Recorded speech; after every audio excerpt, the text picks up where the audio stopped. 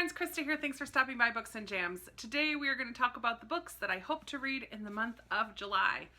Yikes! I have so many books here to talk about. I was really hoping to keep this pile small, but it just became harder and harder as I looked at all the books that I want to read. And I'm not including in this stack all the ones that I plan to read for the reading rush, which happens the third week of July, I think.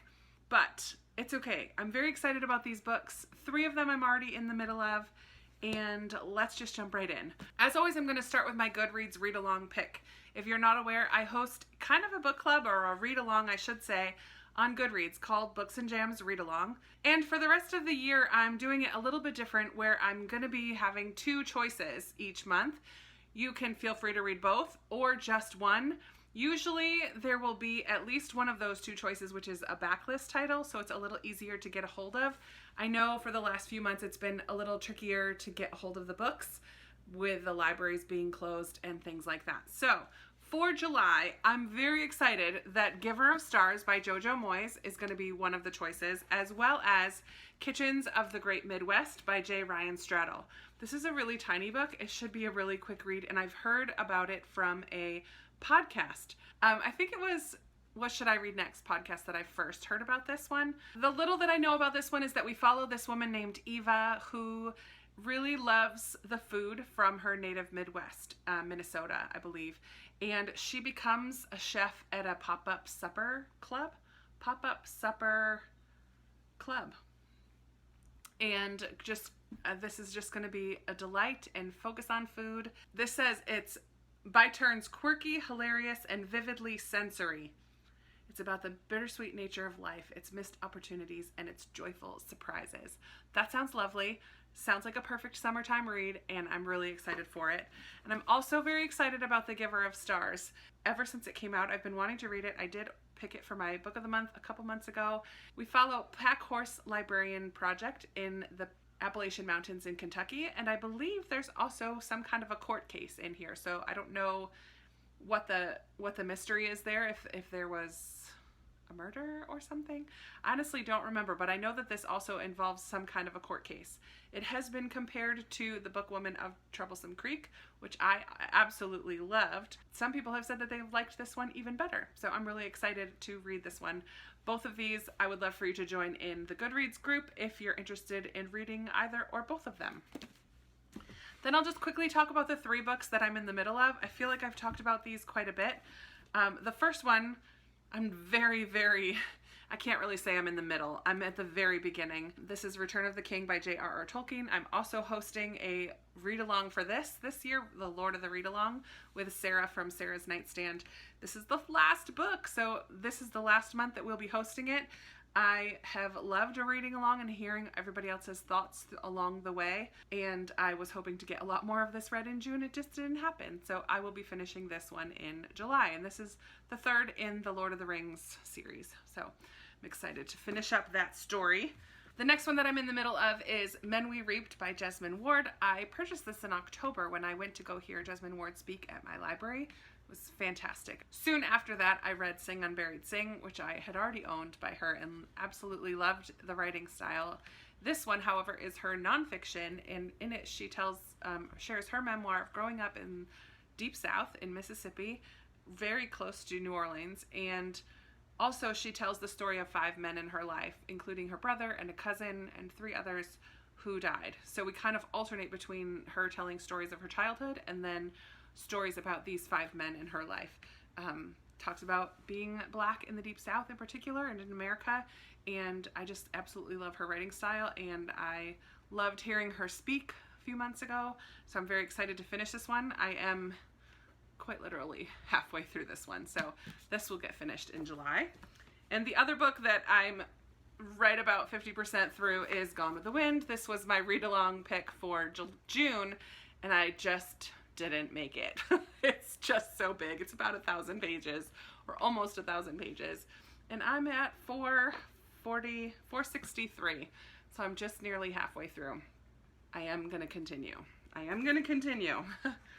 Then July is, for many people, Jane Austen July.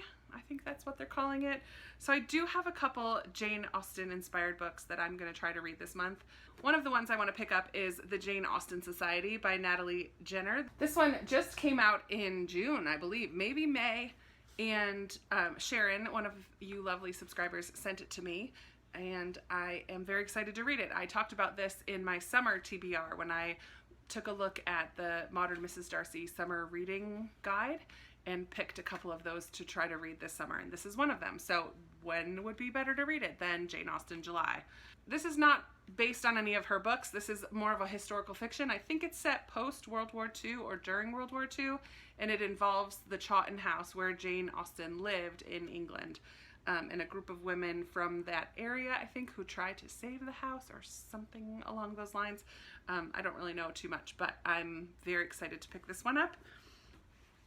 And then I have two retellings. I have here Ayesha at Last by Uzma Jalaluddin. It's a modern day Muslim Pride and Prejudice retelling. I am just here for that. I love that idea. I don't read enough books that are set in Muslim culture, and I would like to read more. So I'm very excited about this one. It's got a beautiful, like, shimmery cover here, and who doesn't love a Pride and Prejudice retelling? I sure do. So I'm excited about that. And then I splurged. I haven't hauled this yet, but I splurged. I was placing an Amazon order a couple days ago, and I threw this in my cart. And it's here, and it's Recipe for Persuasion by Sonali Dev. I have said it on this channel before, and I will say it again. There needs to be more Persuasion retellings. That is my favorite Jane Austen novel, and I'm so excited for this one in particular because I loved her first book, Pride, Prejudice, and Other Flavors, which was so much fun. So I'm really thrilled to see what Sonali Dev does with the Persuasion retelling. I have not even read the synopsis because I love the story of Persuasion. It's basically a second chance at love kind of a story. I'm very excited to read Recipe for Persuasion because I love Persuasion so much. So hopefully I can get all three of those Austen retellings or Austen inspired books for Jane Austen July. And then just two more that are very highly on my radar that I want to read right away are two more that I haven't yet hauled. They were my book of the month picks for June, and one of them is The Vanishing Half by Britt Bennett. This is a book where we follow two sisters who I believe are separated when they're quite young. One of them, and their lives take drastically different roads. One of them, they're both black girls, but one of them is very light skinned, and she lives her life as white passing. And the other doesn't, and their lives just take very different paths, and I believe they come back together at some point. So I've just heard such good things about this one already, even though it's a brand new release. So I'm just really, really excited. Definitely very highly on my radar. So we'll see if I get to it or not, but it's going in the pile with the July TBR. And the other book of the month pick that I picked that's a brand new release is One to Watch by Kate Stayman London. I talked about this in my mid-year book Freak Out tag because this is a new release I'm very excited to read because it deals with the Bachelor franchise, which I'm a huge fan without any shame, maybe a little bit of shame, but I'm a big Bachelor Nation fan, and this book is kind of a spoof on that to a degree. We follow this plus-size fashion blogger or vlogger who has a huge following, and she kind of pokes fun at their Bachelor equivalent in this book. I don't know what they call it.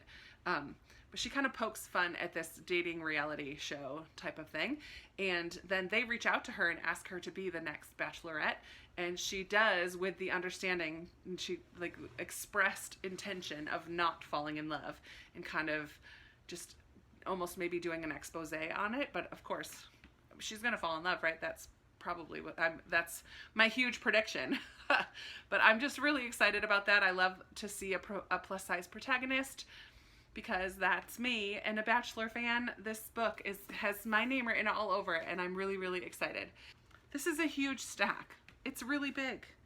And there's a whole nother week worth of reading that I didn't talk about. Can I get all these done? I hope so. Let me lift this up. Ugh. It's a lot of reading, guys. So here we have my TBR, not including my Reading Rush TBR. Yikes, that is a lot of books. But I'm still having lots of time at home. It is my birthday this month, very soon, July 7th, 7/7. I'm a 7/7 baby, woo woo. So I'm very excited about that. I love July. I love summer. I love going to the pool. I'm very thankful that the nanny family, that the family that I nanny for gets a pool membership so that I'm able to go to the pool, because I don't have one. But anyways, that is what I plan to read this month. I would love to hear what you are excited to read in July. Have you read any of these? Where should I start? If you see anything in here that's also on your list for July, let's read it. Let me know. Message me, send me an email, message me on Instagram, Voxer, all those things. I would love to chat with you in the comments below or any of those other places. And I will be talking to you in another video very soon. Bye.